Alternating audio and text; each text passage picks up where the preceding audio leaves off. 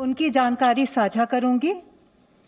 इस संदर्भ में मैं आप सबको बताना चाहती हूं कि अगर आप पिछले सेंसस के फिगर्स देखें तो हमारे देश में 4 करोड़ से ज्यादा लोग रोजगार हेतु माइग्रेट करते हैं। तो ये फिगर मैं बस आपके साथ शेयर करना चाहती थी। लॉकडाउन के ऑर्डर के पश्चात उभरती हुई परिस्थितियों को देखते हुए गृह मंत्रालय ने 27 मार्च को सारे स्टेट्स और यूटीज को एक एडवाइजरी निकाली, जिसमें उनको ये परामर्श दिया कि वे शीघ्रता से और संवेदनशीलता से तुरंत कदम उठाएं, जिससे कि जो प्रवासी मजदूरों की आवाजाही होने का अंदेशा है वो ना हो, और प्रवासी मजदूरों के लिए शेल्टर्स, आश्रय का, भोजन का, खान पान का और सभी आवश्यक वस्तुओं का इंतजाम करें। 28 मार्च को एक स्पेसिफिक ऑर्डर द्वारा राज्यों को परमिट किया गया कि जो स्टेट डिजास्टर रिस्पांस फंड है उसके अंतर्गत वे रिलीफ शेल्टर और फूड इत्यादि का प्रबंध कर सकते हैं। और जैसे मैंने आपके साथ पहले भी साझा किया है, 3 अप्रैल को 11,092 करोड़ से अधिक राशि स्टेट्स और यूटीज को रिलीज की गई। इसके साथ साथ एमएचए ने अपना एक 24/7 कंट्रोल रूम एस्टैब्लिश किया, जिसमें जॉइंट सेक्रेटरी लेवल ऑफिसर्स उसको सुपरवाइज कर रहे थे और उनके साथ बाकी सभी मंत्रालयों के भी अधिकारीगण थे। स्टेट्स और यूटीज को भी एडवाइज किया गया कि वे अपने कंट्रोल रूम्स लगाएं और अपनी हेल्पलाइंस ऑपरेशनल करें और अपने नोडल ऑफिसर्स भी अपॉइंट करें। 28 मार्च को और 30 मार्च को और एक आपदा प्रबंधन अधिनियम 2005 के अंतर्गत 29 मार्च को भी ये ऑर्डर निकाला गया कि सारे states shelter, food packets, food grains, essential items और हेल्थ केयर का प्रबंध करेंगे हमारे प्रवासी श्रमिकों के लिए। उनको ये भी परामर्श दी गई कि जो हेल्पलाइन नंबर्स हैं और रिलीफ कैंप्स के लोकेशंस हैं उसके बारे में जानकारी प्रवासी श्रमिकों के बीच फैलाएं। उनको ये भी कहा गया कि प्रधानमंत्री गरीब कल्याण योजना के अंतर्गत जो पैकेज है और जो रिलीफ मेजर्स वे और केंद्रीय सरकार ले रहे हैं उसके बारे में सबके बीच जागरूकता पैदा करें। जहां जरूरत है वहां परमानेंट कैंप्स के साथ साथ टेंटेड अकोमोडेशन भी लगाएं, जैसे कि हाईवेज पर।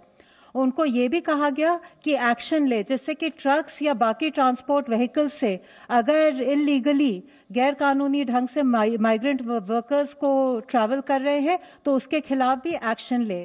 एक बहुत जरूरी चीज 29 मार्च के ऑर्डर में ये थी कि जो जिलाधिकारी हैं और जो पुलिस अधीक्षक है उनकी जिम्मेदारी तय की गई कि वे इन सब आदेशों का अनुपालन सुनिश्चित करेंगे।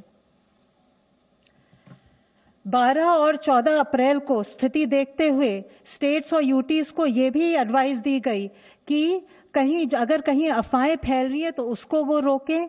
कुछ अफवाहें मद्देनजर आई थी, जैसे कि खाने की कमी है या आवश्यक वस्तुओं की कमी है।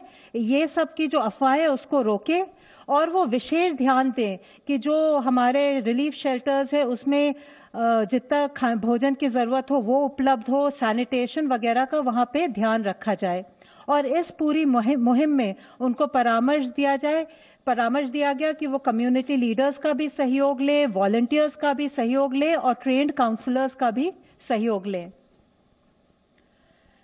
स्टेट्स और यूटीज ने मिलकर काफी रिलीफ कैंप्स सेटअप किए, बहुत लोगों को के खाने की व्यवस्था की, बहुत लोगों के आश्रय की भी व्यवस्था की। उसके बाद लॉकडाउन के दूसरे चरण में कई आर्थिक गतिविधियों की अनुमति दी गई और इसके साथ साथ जिससे कि श्रमिकों को रोजगार मिले, एक 19 अप्रैल को ऑर्डर निकाला गया जिसके अंतर्गत माइग्रेंट्स का राज्य के भीतर कार्यस्थलों के लिए आवाजाही को अनुमोदित किया गया, उसकी अनुमति दी गई। 29 अप्रैल को ये देखते हुए कि प्रवासी मजदूरों को अन्य राज्यों में भी जाना है, एक ऑर्डर द्वारा ये अनुमति दी गई कि वे अंतर्राज्यीय आवाजाही कर सकते हैं। 1 मई को इंटरस्टेट मूवमेंट प्रवासी मजदूरों का, प्रवासी श्रमिकों का ट्रेन द्वारा भी परमिशन दी गई और इसके लिए गृह मंत्रालय, रेल मंत्रालय और सभी स्टेट्स एंड यूटीज ने आपस में समन्वय स्थापित किया और हमारी श्रमिक स्पेशल ट्रेन्स चल पड़ी। 19 मई को एक और एसओपी निकाला गृह मंत्रालय ने, जिससे कि ये प्रक्रिया और भी सुगम हो जाए और भी स्पीड अप हो जाए। और आज आपके साथ शेयर करना चाहती हूं कि रेलगाड़ियों की संख्या पर डे 200 से अधिक हो गई है, और इसके बारे में अन्य डिटेल्स चेयरमैन रेलवे बोर्ड अपनी टीम के साथ यहां है, वे शेयर करेंगे। हम एसओपीज तो निकाल ही रहे थे, पर साथ ही साथ स्थिति को देखते हुए स्टेट्स एंड यूटीज को एडवाइजरीज भी जारी कर रहे थे। हमने उनको परामर्श दिया कि अगर माइग्रेंट वर्कर्स वॉकिंग पाए जा रहे हैं तो उनकी काउंसलिंग की जाए, उनको नियरेस्ट शेल्टर होम तक ले जाया जाए, उनके लिए भोजन आश्रय का प्रबंध किया जाए, और जहां से वे बसेस बोर्ड कर सकते हैं या श्रमिक स्पेशल ट्रेन ले सकते हैं, वहां तक पहुंचाने की व्यवस्था की जाए। हमने स्टेट्स को रिक्वेस्ट किया कि वो प्रोएक्टिवली कोऑर्डिनेट करें और बसें और ट्रेन्स चलाएं, और इस पूरे प्रोसेस में हमारे एमएचए के एरिया ऑफिसर्स और रेलवे मंत्रालय के भी ऑफिसर्स सब जुटे हुए थे। हमने जो डिस्ट्रिक्ट एडमिनिस्ट्रेशन है, जो जिला प्रशासन है और जो एनजीओज हैं, उनका भी सहयोग लेने को बोला, जिससे कि जो हमारे परेशान श्रमिक हैं उनको गाइड कर सके और जो भी उनके मन में भ्रांति है उसको दूर कर सके। हमने अपने आदेश में ये भी कहा कि जो महिलाएं हैं, जो बच्चे हैं और जो सीनियर सिटीजन हैं, उनकी जरूरतों पर विशेष ध्यान दिया जाए। और आज सबके सहयोग से 2600 से ज्यादा श्रमिक ट्रेनें चल चुकी हैं। 35 लाख से ज्यादा प्रवासी श्रमिक इन ट्रेनों का उपयोग कर चुके हैं। रेलवेज का हम शुक्रिया अदा करते हैं कि उन्होंने 1 जून से 200 रेगुलर ट्रेन्स भी चलाने का बंदोबस्त किया है, और अभी तक 14 लाख से ज्यादा बुकिंग हो चुकी है। इंटरस्टेट बस मूवमेंट द्वारा भी 40 लाख माइग्रेंट वर्कर्स से ज्यादा यात्रा कर चुके हैं, और आज एमएचए, रेलवे, स्टेट्स और यूटीज मिल करके इस पूरे प्रोसेस को और भी सुगम बनाने के लिए और भी फैसिलिटेट करने के लिए जुटा हुआ है। धन्यवाद। धन्यवाद। अब मैं रिक्वेस्ट करता हूं चेयरमैन रेलवे बोर्ड से कि रेलवे की तरफ से क्या क्या और सुविधाएं और क्या स्थिति है उसके बारे में जानकारी दें। नमस्कार। मैं आपको जो इंडियन रेलवेज ने इनिशिएटिव्स लिए हैं ड्यूरिंग कोविड-19 उसके बारे में एक प्रस्तुति करूंगा। सबसे पहले जो श्रमिक स्पेशल ट्रेन के बारे में, जैसे पुनिया ने बताया कि 1 मई को भारत सरकार ने लॉकडाउन के दौरान ही ये निर्णय लिया कि जो हमारे श्रमिक भाई बहन हैं उनको हम रेलों के द्वारा उनके गंतव्य स्थान तक पहुंचाएं, और इसके लिए राज्य सरकारों से समन्वय स्थापित करके रेलवे ने अपने नोडल ऑफिसर से अपॉइंट किए, राज्य सरकारों ने अपने नोडल ऑफिसर से अपॉइंट किए, और एक जो एलॉबरेट सोशल डिस्टेंसिंग का प्रोटोकॉल है, हाइजीन का प्रोटोकॉल है और स्क्रीनिंग का प्रोटोकॉल है, जिससे कि वो केवल एसिम्प्टोमेटिक लोग ही ट्रेवल करें और जो भी ट्रेवल करें वो फेस मास्क लगा के ट्रेवल करें। ये सब सारा प्रोटोकॉल फॉलो करते हुए हमने 1 मई 2020 जो कि श्रमिक दिवस भी होता है, उस दिन श्रमिक स्पेशल ट्रेन स्टार्ट की थी। और भारतीय रेल ने ये भी इंतजाम किया कि भारतीय रेल के किसी भी स्टेशन से अगर जरूरत पड़ेगी तो हम वो ट्रेन चलाने का हमने इंतजाम किया, और माननीय प्रधानमंत्री जी के निर्देश पे सारी जो जिला अधिकारी थे उनको इंस्ट्रक्शंस दिए गए कि जहां भी उनको जरूरत पड़ती है, जो भी रिक्वायरमेंट आती है, वो अगर वो रेलवे को बताएं तो रेलवे जहां भी हमारा रेलवे स्टेशन है वहां से ट्रेन चलाने के लिए तैयार है। तो एक तरह से एक राज्य सरकारों के साथ मिलके एक सहमति के साथ एक सिस्टम बनाया गया, और इस सिस्टम के तहत श्रमिक स्पेशल ट्रेन चलाई गई।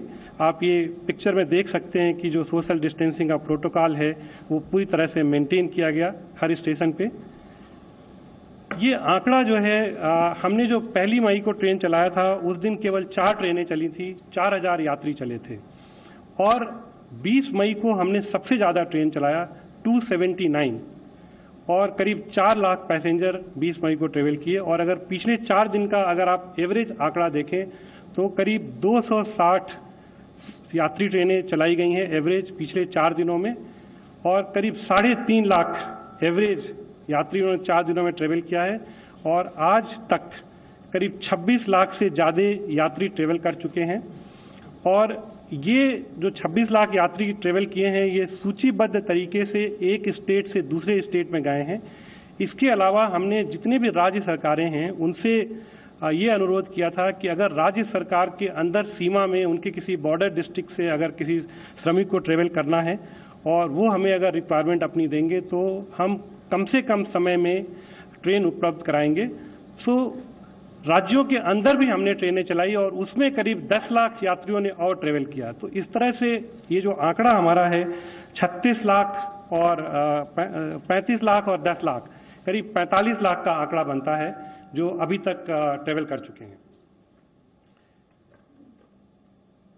ये आप देख सकते हैं इस ग्राफ में कि आंकड़ा धीरे धीरे बढ़ता जा रहा है। इसमें ये जो श्रमिक स्पेशल ट्रेन के डेस्टिनेशंस हैं, अगर आप ये आंकड़ा देखेंगे तो इसमें यूपी और बिहार यहाँ के जो माइग्रेंट लेबर हैं वो करीब 80% यात्रा उन्होंने इस 2 स्टेट से किया है और बाकी जो दूसरे स्टेट हैं वो भी इसमें दिख रहा है, मध्य प्रदेश, झारखंड और कुछ और भी स्टेट हैं।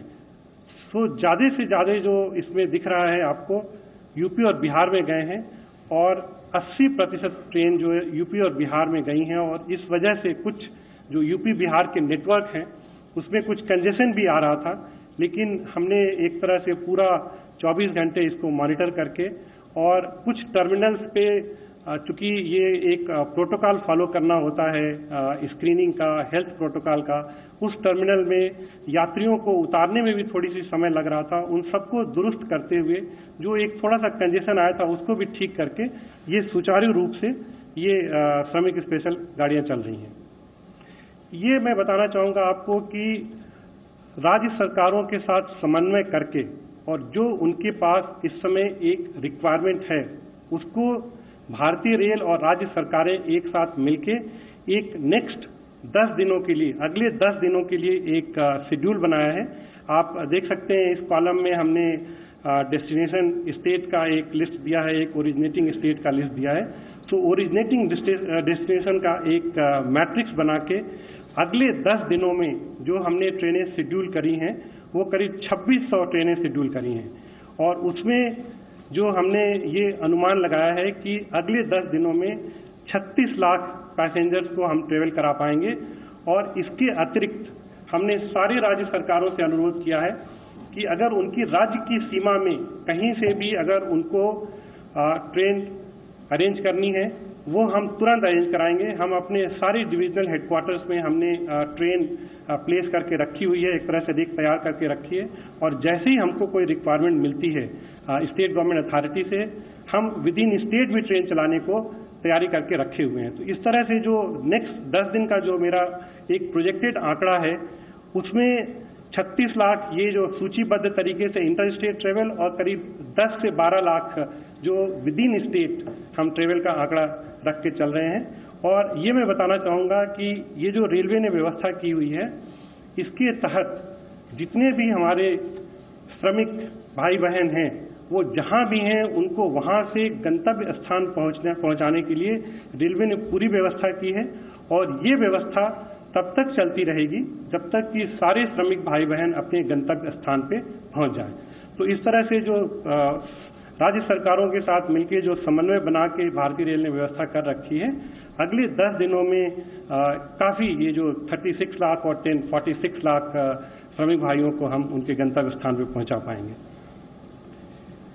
हमने 12 मई को कुछ स्पेशल पैसेंजर ट्रेन चलाई थी, 30 ट्रेन चलाई थी।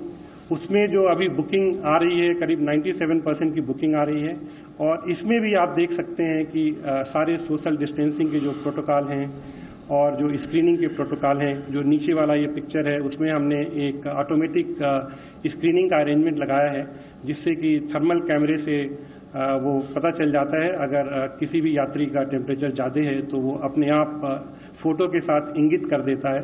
तो इस तरह से सारे स्टेशनों पे हमने ये अरेंजमेंट कर रखे हैं और जिस तरह से एक नॉर्मलसी की तरह बात चल रही है, इकोनॉमिक एक्टिविटी को रिस्टोर करने की ज़रूरत है और उसकी तरफ हमने 1 जून से 200 और ट्रेनों को चलाने का निर्णय किया है और जिसके लिए कि हमने बुकिंग ऑलरेडी शुरू कर दी है।